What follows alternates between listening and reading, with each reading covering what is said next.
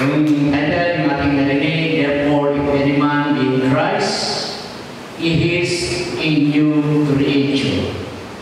All things are passed away, and behold, all things becomes new. So, mayroong pagbabago. Pero yung mukha natin, hindi nagbabago. Yung itsura natin, ito pa rin. Pero mayroong mga pagbabago. Dati, gustongit ka, ngayon, hindi na. Dati, palagi mo nakasmaktong, ngayon siguro hindi na. Mayroong pagbabago.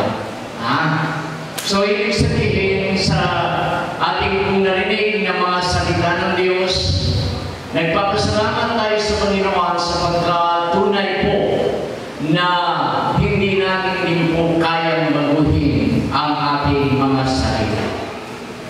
Kaya po, mga kapatid, salamat sa ating dakilang Diyos sapagkat isang araw siya po ang nagbago ng ating mga puso at nariyan binuksan niya ang ating mga pangunawa, pagbabago na ginawa ng Diyos na dati siguro hindi naman parang mga congressman ito mga kapatid o parang mga ambassador po yung suot. Diba yung mga suot?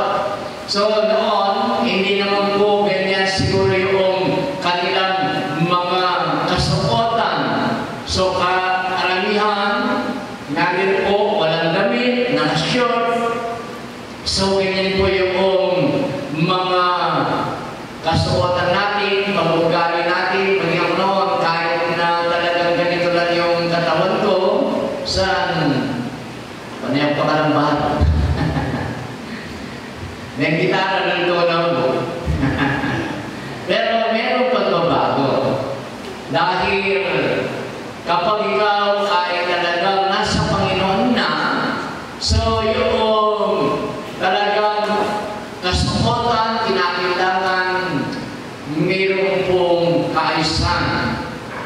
Maging sa babae, yung 2 Timothy 2:9, 1 Timothy 2:9, na sa Ginoon, ang babae kinakailangan magsuot ng mahinihing pananamit, yung modest apparel. So yung mahinihing pananamit, kinakailangan nasa ayos. Hindi yung may magsuot ng leggings po ba yun? Ba, minsan, kahit na may edad, siguro, minsan, yung kanilang pangkasuotan noon, makatuwa yung mapupusan. Ganaan talaga, medyo bagay na, Ako na sabihin, makaragar siya, walang kahit makaleggings siya, ano, kuto yung may kitang bagay na, kulang yung may tantena, So, meron pagbabago, ba? So, sa paningin niya, noon talagang itong bagay ko. Pero nung maging Kristiyano, meron pagbabago maging sa pananamit. So, kinakailangan, hindi pala maganda. Yung gusto ko, dati ganito, baka, yun nga, minsan marami pang narinig dahil yung gusto nila, minister, papalonin mo yan. Then, ang next na po. Palisan ng karapit, at pesos, at 5 pesos, at 10 pesos. Kaya lang, minsan, na pala kahit Bisaya. So, mga kapatid, na maraming mga pagbabago na ginawa ng Diyos sa ating po mga buhay. So, siguro po, hindi lang siguro kapag tayo ay nasa pagsamba sa gawain ng ating Panginoon na yung lumalabas sa ating bibig, praise the Lord, hallelujah, glory to God. Siguro naman noong tayo ay hindi pa binago ng Diyos, kapag tayo ay nasa bahay, nasa labas, kung tayo man ay nasa bahay, yung puto, sepo, puto maya, hanggang kapitong bahay, naririnig mo nila. Yung lumalabas sa bibig na hindi ko na ma-mention, na hindi ko talaga maganda. Ba? So, hindi ka pang ipakinabang.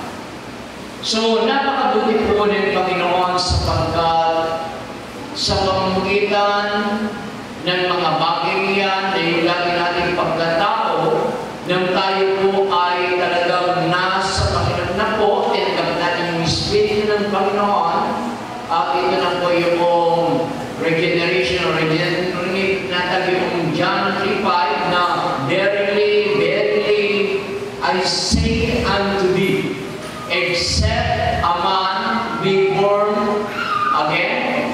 Yung sinasabi ko sa verse 5, verily, verily, I say unto thee, except a man be born of water and of the Holy Spirit, he cannot enter into the kingdom of God. So, nung narisip natin, by the mercy, by the grace of our Lord Jesus Christ, at natin po yung Espiritu ito po yung tumulong sa atin upang makasunod sa kalooban ng ating mahal na Panginoon. Kaya sa Ezekiel 11:9, Ezekiel 36:26 and 27, ang sabi ng Banal na Sulat na ang Espiritu ito na siyang ipinagkakaloob ng Diyos sa atin, na yung dati nating pusong bato, ito ay maging pusong laman. At ang Espiritu nito ang siyang tutulong sa atin upang tayo ay mabago. So napakainam po mga kapatid na sa ating buhay na kapag talagang tayo ay nasa kamay na po ng Panginoon at tayo nasa presensya ng Diyos, so yung narinig natin kanina, magiging yung bunga ng Espiritu, ito po ay dapat na makita sa atin. Love, joy, peace, long-suffering, meekness, gentleness, goodness, kind, faith, at natin po mga kapatid na ang mga bagay na yan ay makita sa atin.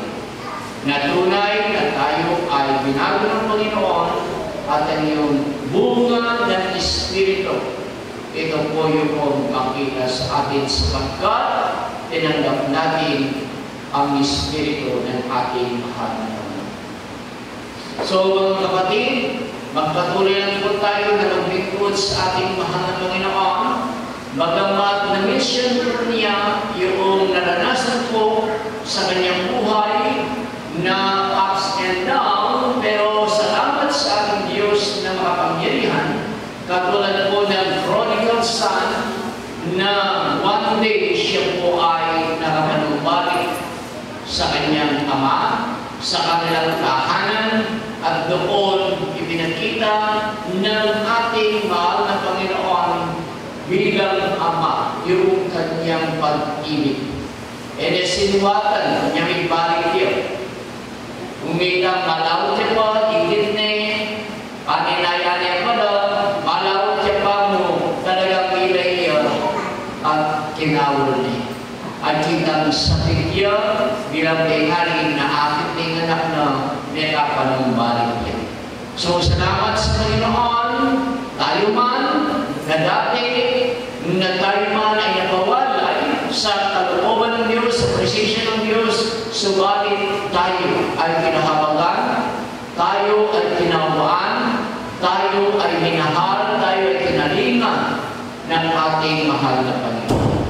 Kaya po, mga kapatid, kung walang pagbabago nangyari sa ating buhay, kung hindi tayo binago ng ating mahal na Panginoon, so yung mga musician natin, musician po ng Panginoon po pala, mga awit ng ating mga mahal na Panginoon. So, kung hindi sila binago ng ating mahal na Panginoon, malamang wala sila dito sa araw nito.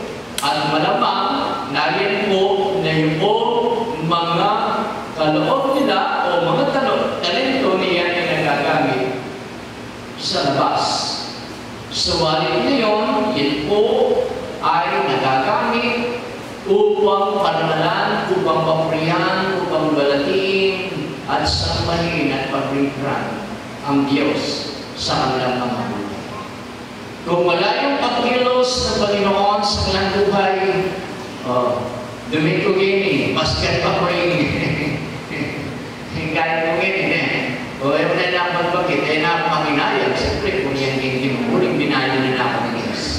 muli kong paramalangking Ginoo, muli kong sambahin Diyos. Akin mo impamagbayo na ng Diyos.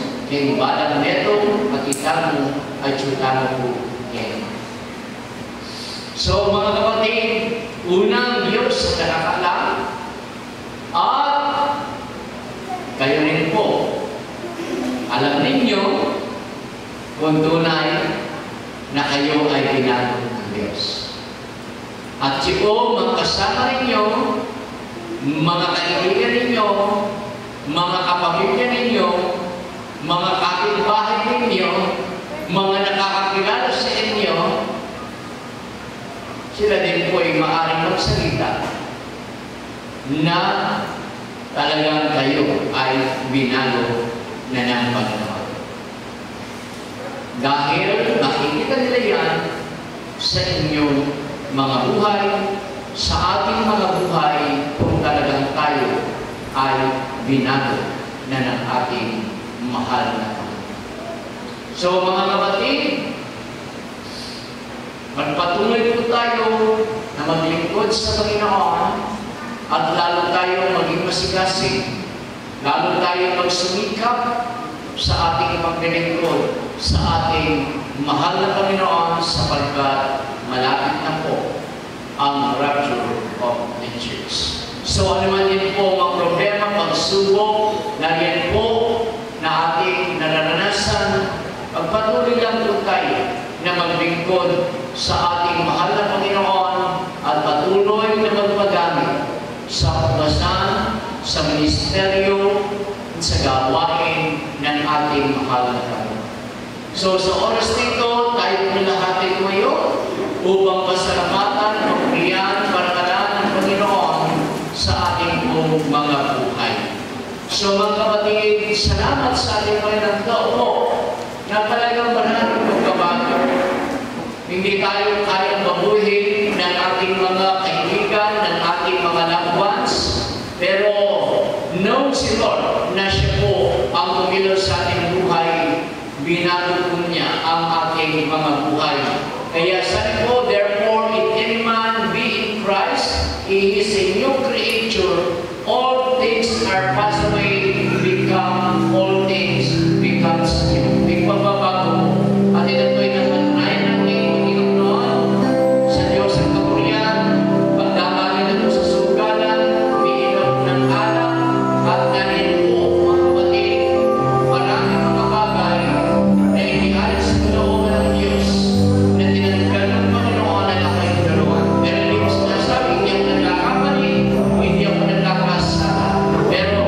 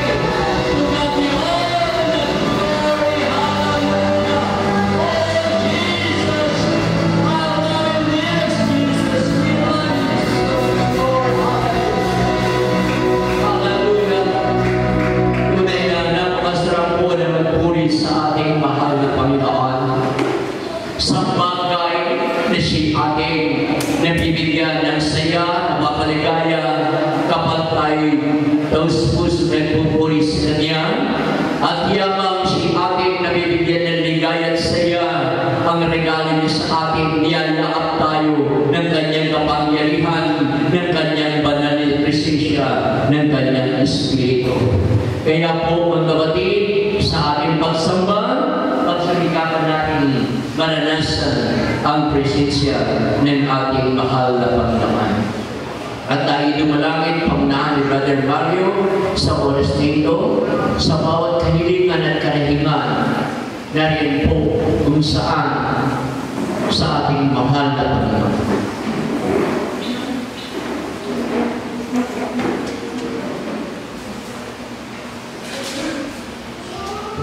Praise the Lord. Dakilang ang aming kapagpalang sa langit. Diyos na makapangyarihan sa lahat ng ito, pupuri at pagpasalamat Panginoon sa patuloy na malayang pagkilos mo sa aming kalamitan. Salamat po sa mga salita mo. Salamat po sa mga paalala mo sa aming Panginoon.